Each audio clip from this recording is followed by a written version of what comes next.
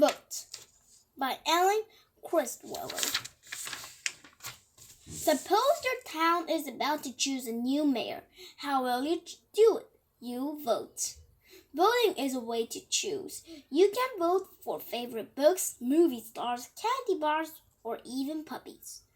If someone wants to be elected mayor, she needs to convince as many people as possible to vote for her. Many people just don't vote. Why not? Maybe they think their vote is a little drop of water in an enormous ocean. Their vote is only one out of many votes.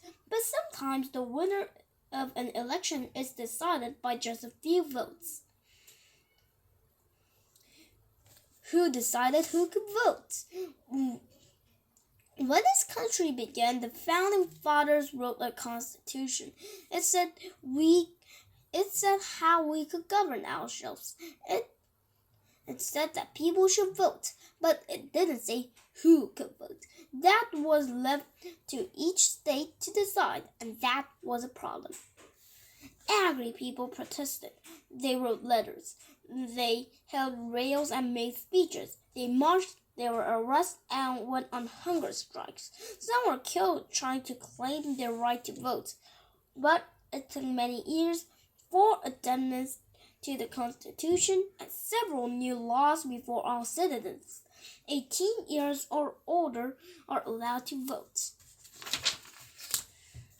If you want to vote, you need to register. Where? At your town office. Or you can download a registration form from the internet, or you might even find a booth set up shopping mall or at a political rally. Do you want to join a political party? You have probably heard about the Democrats and the Republicans.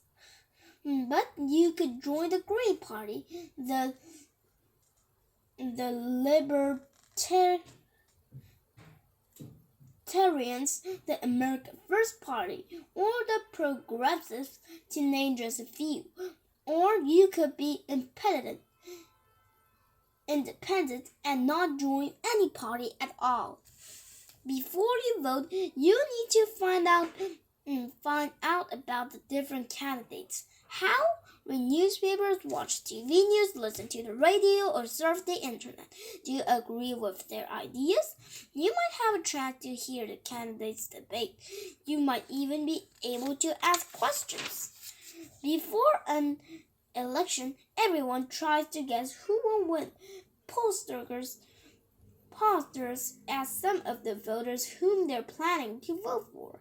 Then they estimate who will be the winner, but voters can change their minds. How can you help your candidate win? You can volunteer to answer phones, call voters, address envelopes, or hand out flyers. Campaigns need lots of help, and they need lots of money to help pay for phones, computers, stamps, flyers, and bumper strikes. And most of all, ads. And more ads! Where will they find the money? You might want to donate a few dollars to a favorite candidate's campaign. Or maybe you'll be invited to a fundraising dinner. Would you like to pay $250 for a fancy hamburger and a chance to meet the candidate? If you donate lots of money, maybe the candidate will listen to you more than other voters. Is that fair? Does that mean your vote will count more than other voters' votes? There is a lot of disagreement about this. By the last week of the campaign, everyone is tired, but the candidates make more speeches. They shake more hands and they run more and more ads. Maybe, just maybe, they will convince another few voters to vote for them. Some of these ads can be very misleading. This is an exception.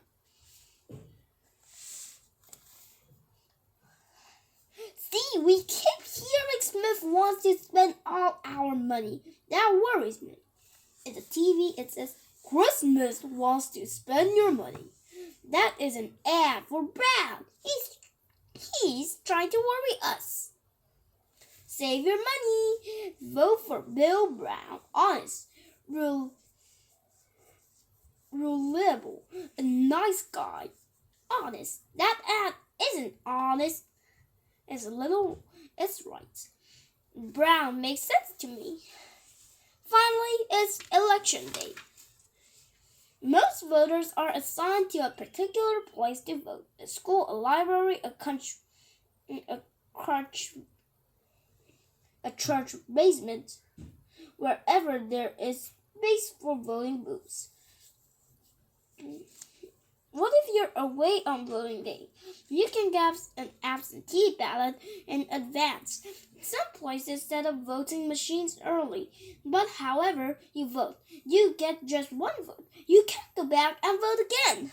In most places, people use voting machines. Many cities and towns are replacing old machines with new electronic ones. But in very small towns, voters still mark paper ballots with a pencil. However you do it, you vote a private booth. No one can see how you vote.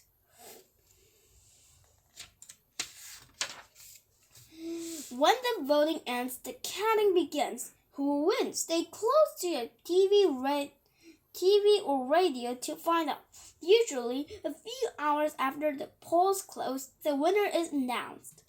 But wait, what if the election is won by only a few votes? The candidate who lost can ask the votes to be counted again. Then it could take a few days or longer to carefully recount the ballots and find out who really won.